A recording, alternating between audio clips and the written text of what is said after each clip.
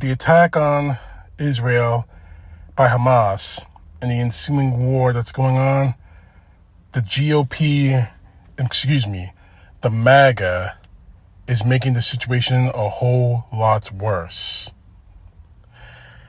To illustrate that point, I'm going to read you an article from Salon.com, a commentary actually, by Brian Cram. Hamas and the GOP are both terrorist groups. It's just a matter of degree. At a funeral for a dear friend on Wednesday, his widow approached me and said she didn't know who she was anymore. She was used to being a couple, and now she was not.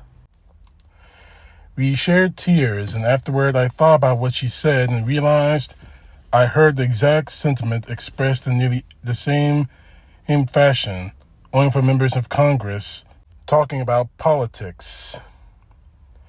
It made me shiver to realize the possible implications of that.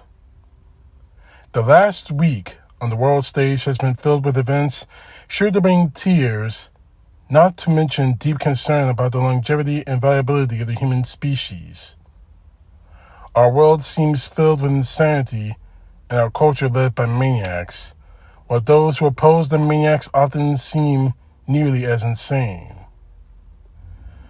John Lennon sang, Give Peace a Chance, in an infamous interview during the height of the war in Vietnam reflected upon the insanity of world leaders who seemed intent on destroying the world and ruling over the rebel. His 83rd birthday came at the very beginning of the latest war in the Middle East. It begs the question, how can we give peace a chance when we're busy beating each other to death? Consider the facts. The attack on Israel by Hamas led to a rare public appearance in the Rose Garden, where President Biden ticked off a list of Hamas atrocities, including... I'm sorry, it's hard for me to read this part. The slaughtering of innocent civilians and a left-leaning kibbutz and now infamous overnight rave. Entire families slain. This is the president speaking. Babies killed. Young people massacred while attending a musical festival to celebrate peace, unquote. The atrocities include rape, assault, and pandering human hostages as trophies. There is no justification for terrorism, period. There is no excuse. Sure, show me a country free of the atrocities that the president outlined. That doesn't mean he wasn't right about Hamas, and that he wasn't right to call it out.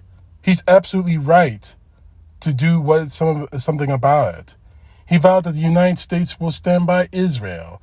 President Biden's reaction was far better than those of the certain toddlers in the GOP who immediately, without attribution or any facts to back it up, found ways to link Biden to the actions of Hamas. Republican Senator Tim Scott of South Carolina posted on X, formerly known as Twitter, that Biden's weakness invited the attack on Israel. He claimed that Biden told Israel to stand down after the attack, which is an absolute lie, and called the president complicit in the attack. Republican Steve Scalise, the House Majority Leader and the leading candidate to become the next Speaker of the House, wrote, and I quote on X, formerly Twitter, "The Biden administration must be held accountable for its assessment of these Hamas terrorists, including handing over billions of dollars to them and Iranian bankers," unquote. That claim is also a lie on multiple levels. Others have accused the president of selling out America's closest ally in the Middle East.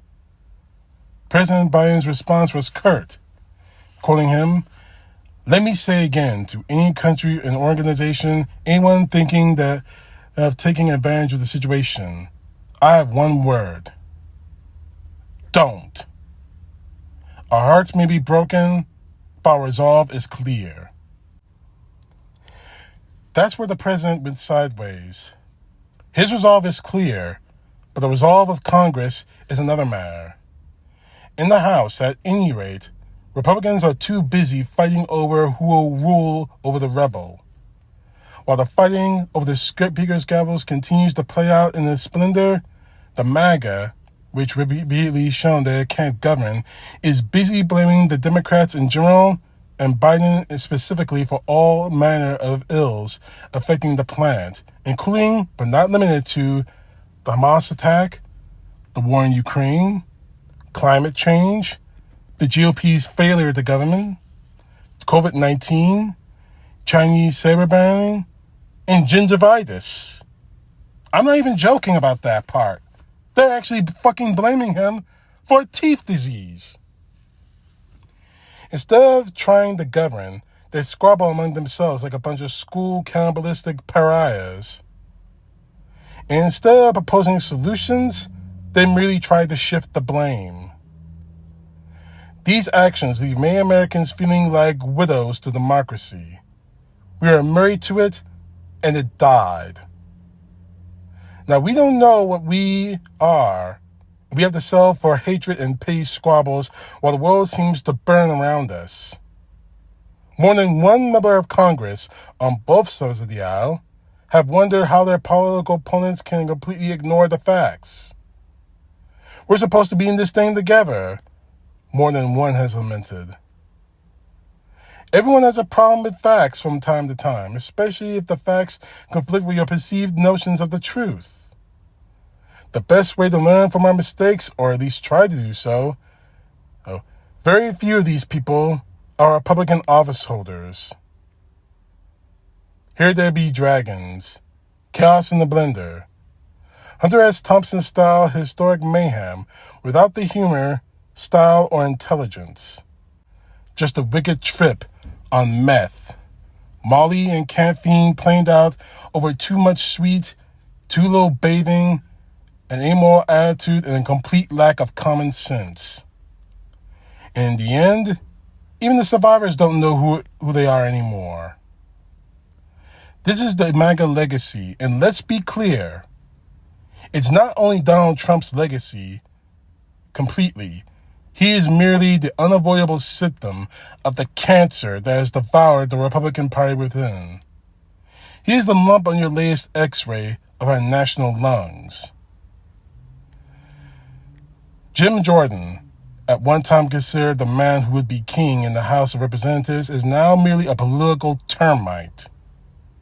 He's good at chewing away at the place if you want to bring it all down, but he can't build consensus among three people, even if they all agree with them.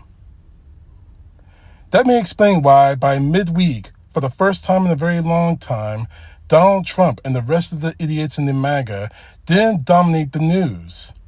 The reality of thousands dying in the Middle East oversized the sideshow Barker of who complains that he has every right to keep classified information while at the same time claiming he didn't have it. But unfortunately, the world is run by older men who would not abound their own peace, but are eager to urge young men and women to do so. There are terrorists like the leaders of Hamas. There are despots like Vladimir Putin. There are men like Donald Trump, who has never gone without a meal or lacked the social lubricant of money his entire life, and yet has convinced millions that he is the answer to all our problems. Trump and many other politicians in this country are not so different from the craziest leaders in many foreign nations. They preach division. They preach hate. They teach fear. Scalise and Scott are part of the MAGA that ruthlessly and relentlessly demonizes political opponents who are not supposed to be enemies, no matter the cost. United we stand? Not so much with those two and other leading MAGA, but facts matter little to them, only power. There's little difference between Scott, Scalise, and Hamas. Furthermore, There is little or no difference between most of the Maga leadership, including Jim Jordan and Donald Trump, and the leaders of Hamas. Both groups will do anything they can to win. Both groups have engaged in atrocities. Both groups continue to lie. Both groups use human beings as hostages. Both groups are extremely dangerous, and both groups threaten the world's internal and external peace. The fact is, many Americans visually understand this. Donald Trump and his followers are terrorists. This is exactly why the majority of Americans cringe when they hear anything about DC politics. They fear the cancer spreading. If you try to look at the big picture, just for a minute, a couple things become clear. First, while many of us feel trepidation on the ongoing onslaught of sleaze and violence, the world has been doing this stuff since man first walked out of the cave. Just watch the first scene of Stanley Kubrick's 2001: A Space Odyssey if you need clarification of that.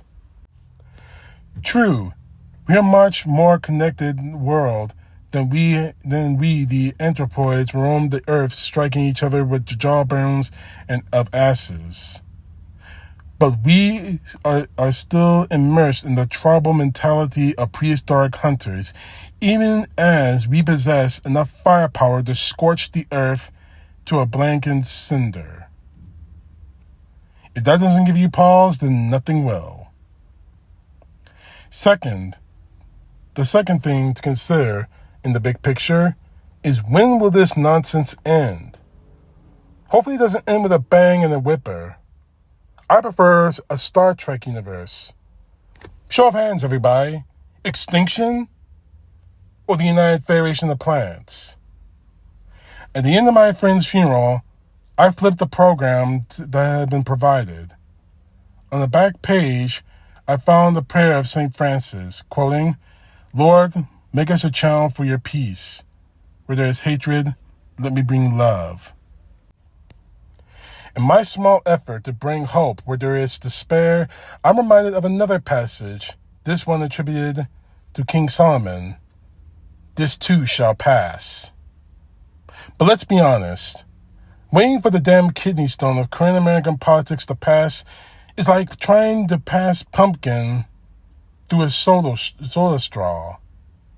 I remain hopeful that no matter how difficult the current situation seems, this too shall pass, and we'll be soon on to bigger and better things. Perhaps including boldly going where no man has gone before. I still got my 1968 Captain Kirk Halloween outfit just in case. CTP, know the truth, God bless. Peace to the left, justice to the right.